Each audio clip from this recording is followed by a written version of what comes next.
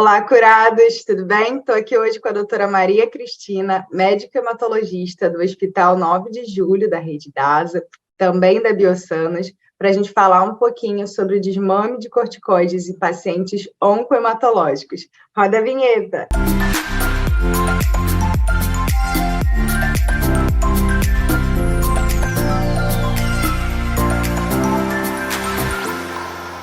Doutora Maria, muito obrigada por mais essa participação aqui na TV Abrale. Obrigada aí pelo seu tempo, pela sua disponibilidade. E eu queria já começar perguntando, doutora, já para deixar todo mundo aqui na mesma página, o que são os corticoides? Então, Amanda, eu acho que a gente tem que explicar que corticoide não é necessariamente um remédio. O que é o corticoide? Para a gente começar a conversa. O nosso organismo produz hormônios e o corticoide é um tipo, o corticosteroide é um tipo de hormônio que é produzido pela suprarrenal. A suprarrenal é uma glândulazinha que fica em cima dos rins e ela é responsável por produzir alguns hormônios, entre eles os corticoides. Então, a gente tem um corticoide que a gente chama endógeno. Nós produzimos o tempo todo. Eles são importantes para que a gente mantenha a homeostase, que a gente diz, do organismo. A gente tem que manter um equilíbrio. E o corticoide, ele atua mantendo ele tem uma série de ações no organismo da gente, nos níveis fisiológicos, né? Que são os níveis em que a gente produz. Ele atua equilibrando a quantidade de água que a gente tem no organismo, a quantidade de sódio e potássio. Ele atua, por exemplo, também com uma atividade anti-inflamatória meio persistente, que nos ajuda a não reagir de maneira muito abrupta, muito intensa e acentuada a qualquer agressão que a gente tenha. Então, a gente tem sempre um pouquinho de liberação desse hormônio. E esse hormônio a gente produz no que a gente chama de ciclo circadiano. Então, durante a manhã, a gente tem corticoide num nível mais alto. E aí, depois, durante o dia, é um momento também que coincide com a gente estar mais desperto, estar mais propício a fazer as atividades, e depois com o dia a dosagem do corticoide vai reduzindo, até que fica bem baixinho de noite, que é o momento em que a gente dorme. Isso é o ciclo circadiano. Isso é o corticoide normal, tá? O corticoide que eu, você, todo mundo produz. E existe o corticoide remédio, que é o corticoide exógeno, é aquele que a gente usa de fora, né? Em forma de comprimido, de medicação na veia, ou mesmo corticoide tópico, né? Porque o corticoide é usado de várias formas, intranasal, tópico, na veia, por comprimido, de várias maneiras. Esse corticoide, ele é derivado e ele é baseado no corticoide que a gente mesmo produz, e ele tem, por finalidade principal, agir como anti-inflamatório, anti-alérgico, em algumas situações também como agente concomitante em quimioterapia. Deu para entender? Deu para entender, super. Acho que já está todo mundo na mesma página, e eu já aproveito para te perguntar por que esse medicamento, né? Você já falou aí um pouquinho da questão de ser o anti-inflamatório, tá ali um pouquinho junto com a quimioterapia.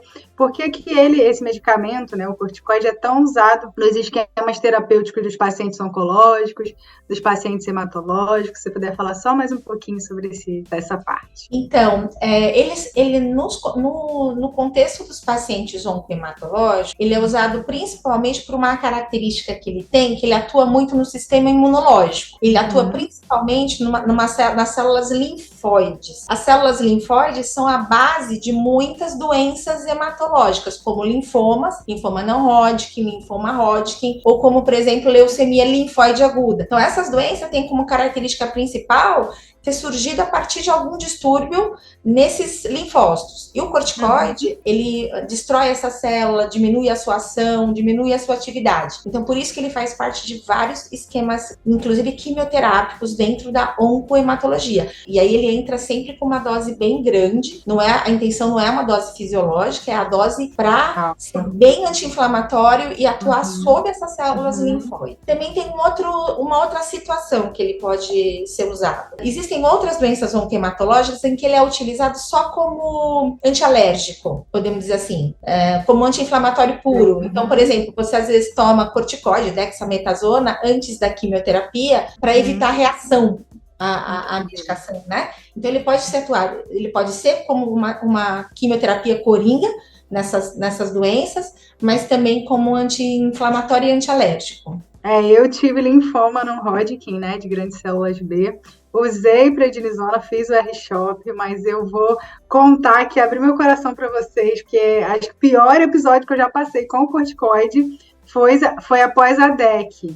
Né? Eu tive a doença do enxerto contra o hospedeiro e, meu Deus, assim, eu passei um pedaço, né, com essa bendita DEC atacando aí o meu corpo e eu precisei de altas doses de corticoide para poder segurar. Então, assim, ó, lá em casa é porque o reboco não era muito bom, não era muito gostoso, porque se o cimento fosse de boa qualidade, eu estava comendo. Era uma fome sem fim, assim, eu tinha muita fome com corticoide, ó, uma coisa desesperadora. E eu vejo muitos pacientes também comentando sobre isso, né? E além da fome, depois de um certo tempo tomando corticoide, eu confesso que aquilo me dava uma certa agonia, uma agitação. Eu fiquei um períodozinho, assim, tomando altas doses de corticoide. Uma vez eu lembro de ter perguntado à minha médica, né, se aquilo tinha alguma coisa, né, algum vínculo com o corticoide. Ela falou que sim. E aí já aproveito para te perguntar, doutora, o uso prolongado aí do corticoide, né, muito também por conta de DEC, até mesmo com as quimioterapias, isso pode causar algum malefício para o paciente? Então, Amanda, eu só vou esclarecer para o pessoal, que não sei se todo mundo sabe o que é DEC, né? Você deve ser do Rio de Janeiro, né? Sou. Porque no Rio o pessoal chama DEC. Aqui em São Paulo a gente chama DESH. Mas, de qualquer forma, é a mesma coisa, é a doença do enxerto contra hospedeiro, né? E a doença do enxerto contra hospedeiro é um evento que acontece pós-transplante halogênico, né, que você deve ter feito, né, Amanda? Transplante halogênico, a gente substitui a medula do paciente por uma medula de um doador. Essa medula do doador, muitas vezes, ataca o organismo do paciente e a primeira linha de tratamento, a terapia de escolha principal para combater a doença do enxerto contra o hospedeiro é o corticoide. Ele é usado como, basicamente, para essa potente ação anti-inflamatória e imunossupressora. O que é o uso prolongado? Acho que a gente precisa também entender, porque a maioria das pessoas usa corticoide, você usou corticoide lá atrás, quando você fez o R-CHOP, né? Mas no CHOP a gente não considera exatamente uso prolongado, usa por poucos dias, né? A cada mês. Em geral, a gente mais ou menos considera uso prolongado quando a pessoa usa a dose meio contínua, de preferência maior do que meio por quilo de prednisona, que é a mais habitual, por 2 a 3 semanas, né? Um período maior que isso. E realmente, em paciente que tem doença do enxerto contra hospedeiro, é super comum que use por muito tempo. Na verdade, usa por meses, né, em geral. Dá uma fome absurda, faz a pessoa engordar muito, faz distribuir a gordura de uma maneira estranha, né? Então, em geral, a pessoa fica muito gordinha, com o rosto com cara de traquinas, dá uma gordurinha aqui no pescoço e a barriguinha fica bem proeminente, né? E ele faz muitos outros efeitos colaterais. Então, assim, no sistema cardiovascular, por exemplo,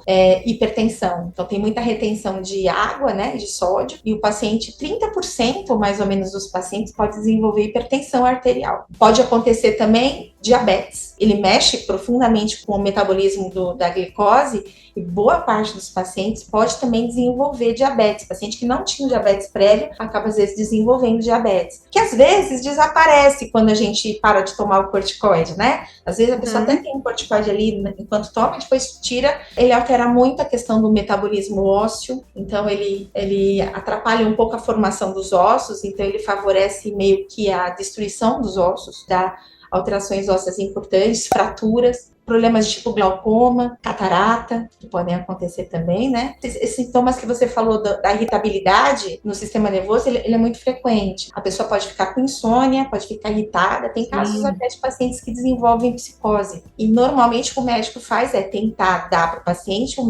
na menor dose, pelo menor tempo possível, né? Que é muito variável de paciente para paciente. Se você está gostando desse vídeo, não esquece de se inscrever aqui embaixo no canal da TV Abrale e seguir a Abrale nas redes sociais, @AbraleOficial.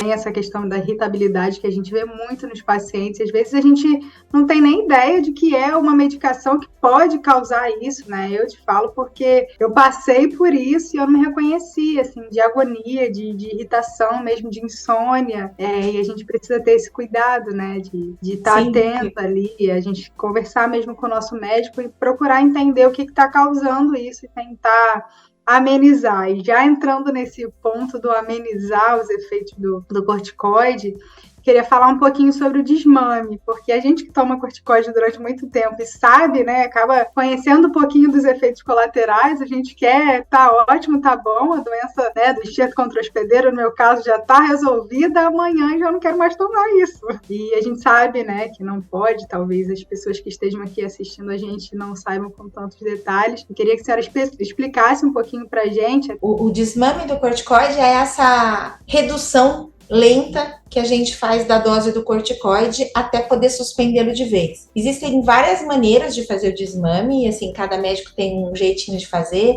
Tem médicos que vão reduzindo a dose de 10% por vez ou 20% por vez, em períodos variados, a cada 1-2 semanas, às vezes períodos até mais longos, até manter uma dose bem baixinha, até depois manter dose, às vezes até dia sim, dia não, para depois conseguir suspender. Então, às vezes o desmame demora, às vezes, meses. Por que a gente tem que fazer isso?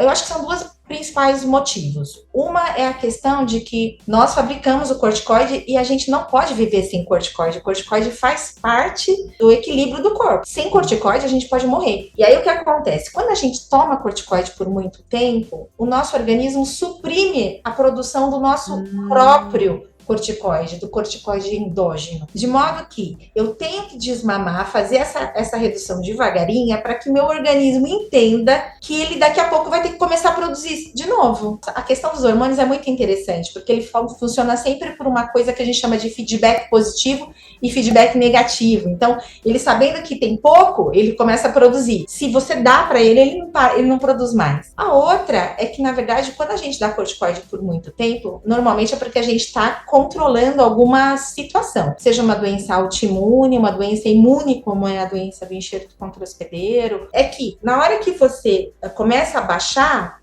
você pode ter um rebote da doença que você estava controlando. Então, você precisa ir reduzindo devagar para que você enxergue que o paciente não faça a reativação do processo de base. Entendi. Então, é de bom alvitre você reduzindo devagarinho, até para você enxergar como que teu organismo responde, né? Por exemplo, no teu caso, como que a Dash fica, se ela fica tranquila, ela fica quieta, mesmo reduzindo a dose do corticoide. Todo paciente, doutora, precisa, vai ter que tomar corticoide durante o protocolo de tratamento oncohematológico? Se tiver alguém aqui nos assistindo que não tem corticoide no protocolo, tem que ficar assustado ou não? É normal? Tem gente que tomam, tem gente que não precisa tomar? Não, depende do protocolo de cada paciente. Então, por exemplo, para uma doença que é o linfoma Hodgkin, o esquema de primeira linha que a gente faz em linfoma de Hodgkin é o ABVD, e esse esquema de ABVD não tem corticoide.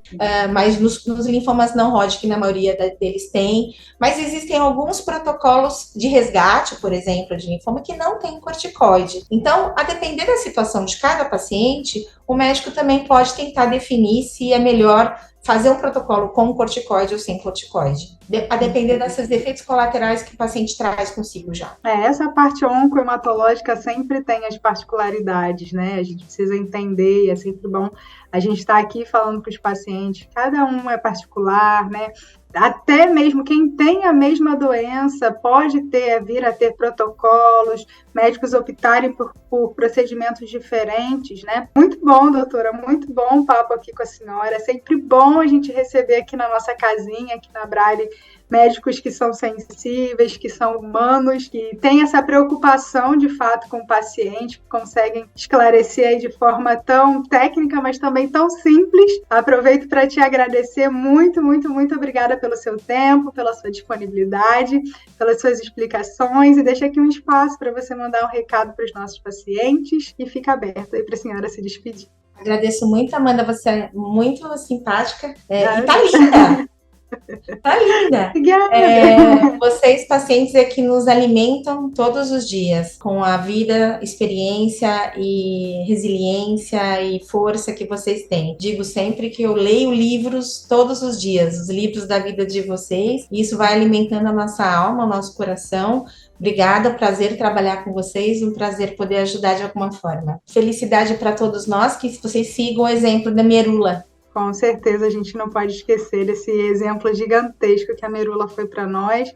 É uma perda, mas a gente sabe que ela está lá de cima, olhando por cada um de nós pacientes, médicos, e que todos esses projetos que ela tinha no coração a gente consiga dar andamento. Doutora, muito obrigada. Agradeço a todos que assistiram até aqui com a gente. Espero que esse vídeo tenha ajudado. Se você ainda não segue o canal da TV Abralhe, agora é a sua oportunidade. Aqui embaixo, ó, vai lá, se inscreve no canal da TV Abralhe. Siga a Abralhe nas redes sociais, @AbralheOficial. E não deixe de comentar, de curtir, de compartilhar. E espero vocês. Não esqueçam, as situações mais difíceis das nossas vidas podem nos curar. Beijo, curados. Até a próxima.